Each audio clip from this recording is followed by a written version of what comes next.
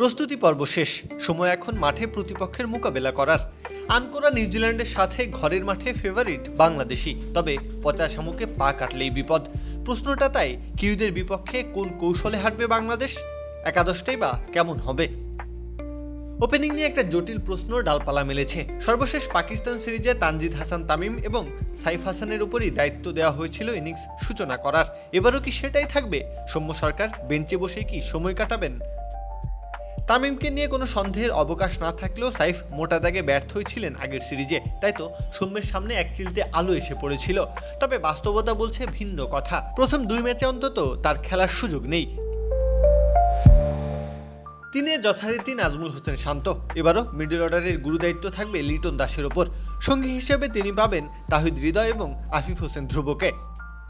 Pace আক্রমণের নেতৃত্ব থাকছে মুস্তাফিজুর রহমানের হাতে। তার সাথে গতিদানব নাহিদ রানা এবং তাসকিন আহমেদ জুটি বাঁধবেন।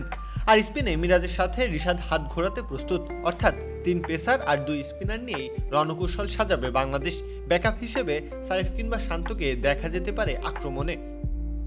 সব মিলিয়ে নিউজিল্যান্ডের বিপক্ষে প্রথম ওয়ানডে ম্যাচে বাংলাদেশের সম্ভাব্য একাদশ দাঁড়াচ্ছে তানজিদ হাসান তামিম, সাইফ হাসান, নাজমুল হোসেন শান্ত, লিটন দাস, তাওহিদ হৃদয়, আফিফ হোসেন, মেহেদী হাসান মিরাজ, রিশাদ হোসেন, তাসকিন আহমেদ, মুস্তাফিজুর রহমান এবং নাহিদ রানা।